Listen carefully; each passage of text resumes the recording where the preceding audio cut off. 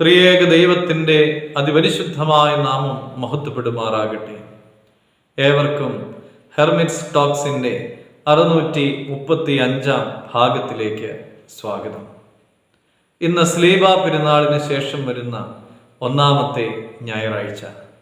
ഇന്നത്തെ വിശുദ്ധ ഏവൻഗേലിയോൻ ഭാഗം വിശുദ്ധ മർക്കോസ് എഴുതിയ സുവിശേഷം 13-ാം അധ്യായം 30 മുതൽ 37 വരെയുള്ളതായ തിരുവചന ഭാഗങ്ങളാണ്.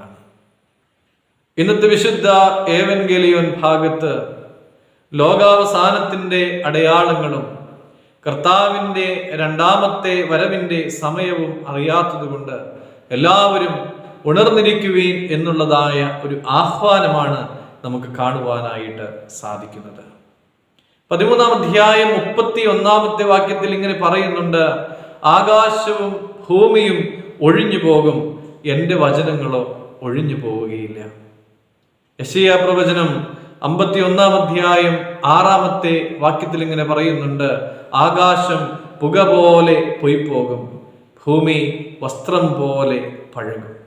യെശയ്യാവ് തന്നെ 40-ാം അധ്യായം 8-ാമത്തെ തിരുവചനത്തിൽ പറയുന്നുണ്ട്, നമ്മുടെ ദൈവത്തിന്റെ വചനമോ എന്നേക്കും നിലനിൽക്കും.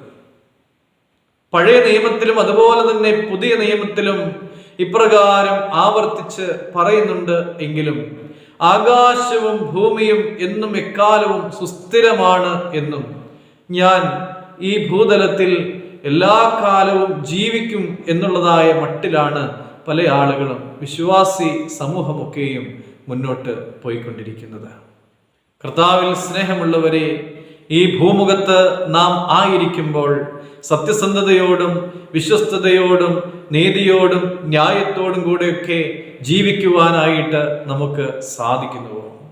പ്രിയപ്പെട്ടവർക്ക് ഒരു നീതി, പ്രിയമല്ലാത്തവർക്ക് മറ്റൊരു നീതി എന്ന മട്ടിൽ കാര്യങ്ങൾ നമ്മുടെ അധികാര സ്വാധീന ശക്തികൾ ഉപയോഗിച്ച് ക്രമീകരിക്കുമ്പോൾ 32-33 വാക്യങ്ങളിൽ പറയുകയാണ്, കർത്താവിൻ്റെ വീണ്ടും വരവിൻ്റെ സമയത്തെക്കുറിച്ച് അറിയാത്തത് കൊണ്ട് സൂക്ഷിച്ചുകൊള്ളുവേൻ, ഉണർന്നും പ്രാർത്ഥിച്ചും കൊണ്ടിരിപ്പേൻ.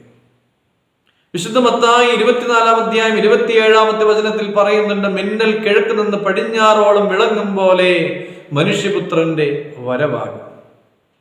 പ്രിയമുള്ളവരെ, അത് എപ്പോൾ വേണമെങ്കിലും സംഭവിക്കാം. നോഹയുടെ കാലത്ത് സംഭവിച്ചതുപോലെ സംഭവിച്ചാൽ, നോഹ പെട്ടകത്തിൽ കയറുന്നതുവരെ എല്ലാം ഓക്കെ ആയിരുന്നു. സമ്പാദ്യങ്ങളൊക്കെയും സുരുക്കൂട്ടി വെച്ച് ഇനി മറ്റൊന്നും എനിക്ക് ആവശ്യമില്ല, മറ്റാരിലും എനിക്ക് ആശ്രയം വേണ്ട എന്നുള്ളതായ മട്ടിൽ നമ്മൾ ജീവിക്കുകയാണ് എങ്കിൽ ലൂക്കോസ് 12-ാം അധ്യായത്തിൽ പറയുന്നത് പോലെ, മൂഢ, ഈ രാത്രിയിൽ നീ മരിച്ചാൽ നീ കരുതി വെച്ചത് ആർക്കാകും? ഒരുക്കമുള്ളവരാകുക എന്നുള്ളത് നമ്മുടെ ആവശ്യമാണ്. പ്രിയമുള്ളവരെ, സന്ധ്യയ്ക്കോ പാതിരാത്രിക്കോ പുലർച്ചയ്ക്കോ രാവിലെയോ ഇത് നമ്മുടെ പ്രായത്തെയും സൂചിപ്പിക്കുന്നുണ്ട്.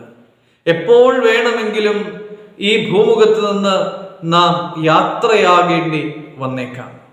വിശുദ്ധ മത്തായി 24-ാം അധ്യായം 31-ാമത്തെ വാക്യത്തിൽ പറയുന്നുണ്ട്, അവൻ തന്റെ ദൂതന്മാരെ അയച്ച് തന്റെ വൃതന്മാരെ 4 ദിക്കുകളിൽ നിന്നും കൂട്ടിവരുത്തും.